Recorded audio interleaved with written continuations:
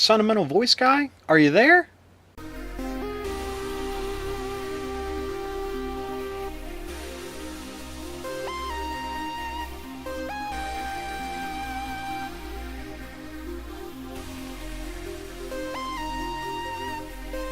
Oh, you're on vacation. I'm sorry I interrupted.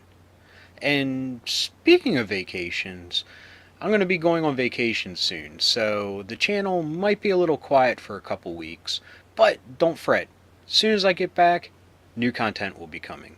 But until then, please enjoy some of the older content.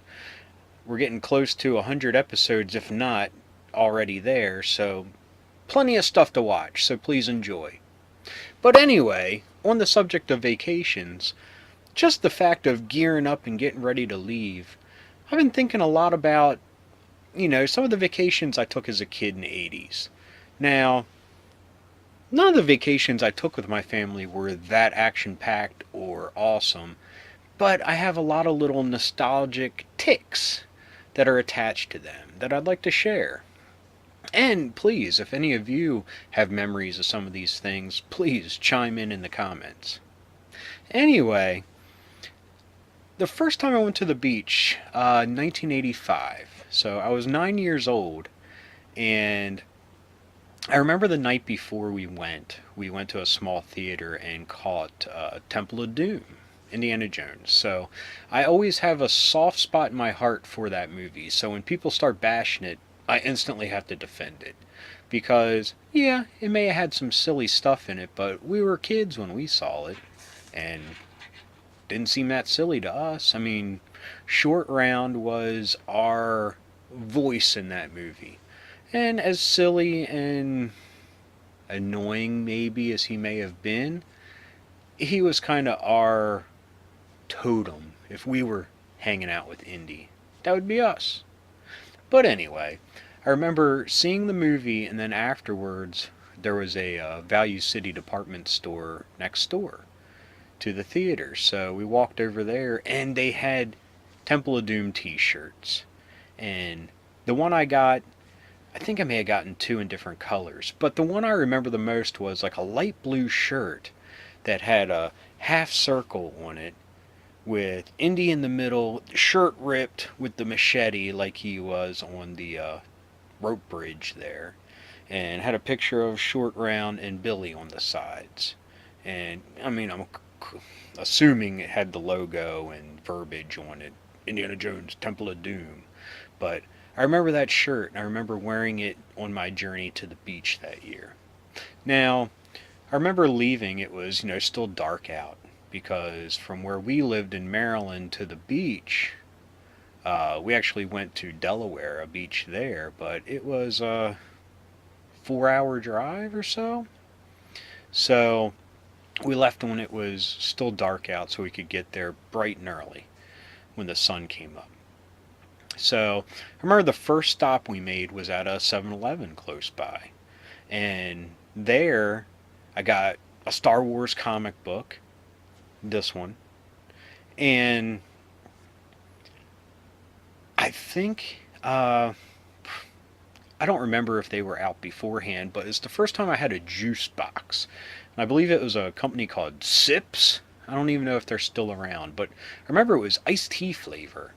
And got a bunch of those for the trip, threw them in the cooler. And that to me was such a special thing because I'd never seen them before. They may have been out, but they weren't in my world because they cost money, so we never had them.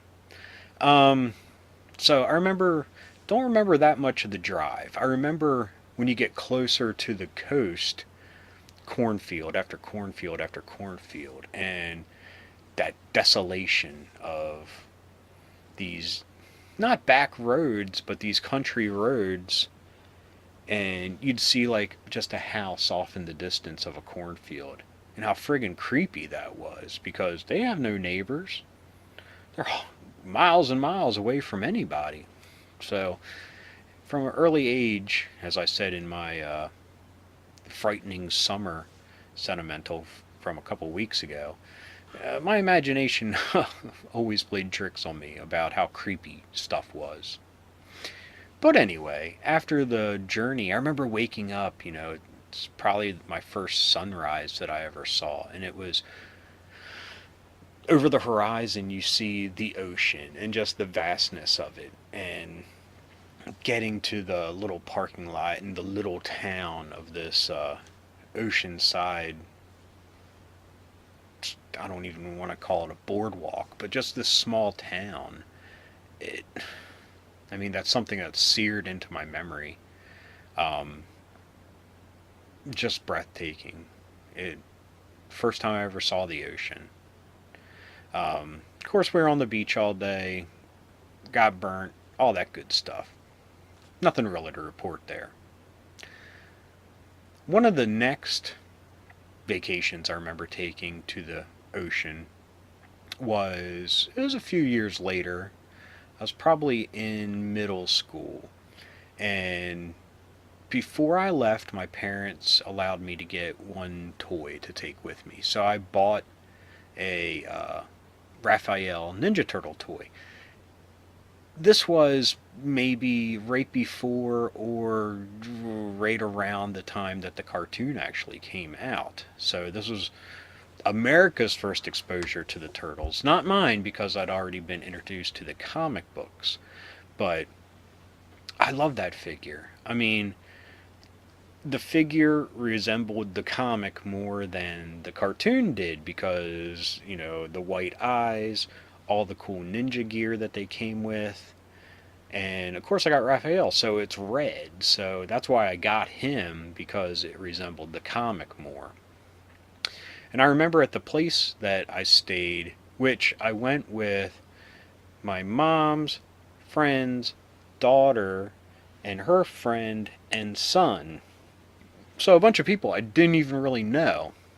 But my parents just wanted to get me out of the house for a while, apparently. But I remember the place we were staying, I had my own little dresser, and Raphael had his own dresser to sleep and hang out in. But I remember the kid that came along, he brought his NES with him. And I was exposed to a bunch of games I'd never played before. And one of the things that stands out, and it always will, was that he apparently had beaten Metroid before. So he popped in a code, and boom, Samus is a girl. And that blew my mind, because up until that point, I thought Samus was a dude, because all you see is this armor. And that, yeah, that was life changing right there. Another thing about that trip was it was the first time I'd been to Ocean City, which for Marylanders, that's like the summer mecca. That's where everyone goes. And it was my first time, and I was super excited to walk the world famous boardwalk that they have and hit up the shops, because I was all about finally getting a TNC Surf Designs t-shirt. And sadly, they weren't as prevalent then, or it was just the time of year we went and they were all sold out. I don't know what it was, but I ended up getting one that was kind of an off pink color, salmon we'll say maybe. Great design on the back, and kind of a size too small, but that wasn't going to stop me, even though I was ridiculed in school for wearing it. But that's the price you pay when you're a fat kid in the 80s. Or any time, I guess. It still sucks being a fat kid. Anyway, so that was a big deal. It wouldn't be till a little bit later that I got another TNC shirt, and that was at a surf shop that opened up at our local mall. But, yeah. Those are like the two that jump out at me, other than much, much, much later, not in the 80s, so I'm not really including it. My parents took me to Kitty Hawk, North Carolina. But anyway, nothing exciting happened at that trip. Actually, that was still the 80s, because I had off-brand jams I wore and Rude Dog t-shirts. Yeah, Rude Dog. Anyway, unfortunately, that's just a little nostalgia trip that I'm taking. Hopefully some of you have memories kind of like that you'd care to share in the comments. But like I said, I'm going to be going on vacation, and it'll probably be about 2 weeks of quiet time around the channel. So please delve into some of the older gems and just hang on, because when we get back, I'm going to finish up the summer of Laundry Room, and we're going to be kicking off season 3 in September. So see you then. Keep being rad, stay dorky, and I hope you're all getting a chance to vacation and enjoy the summer with your loved ones. So peace out. Hey, thanks for watching. If you liked what you saw, hit the subscribe button for some more awesome videos.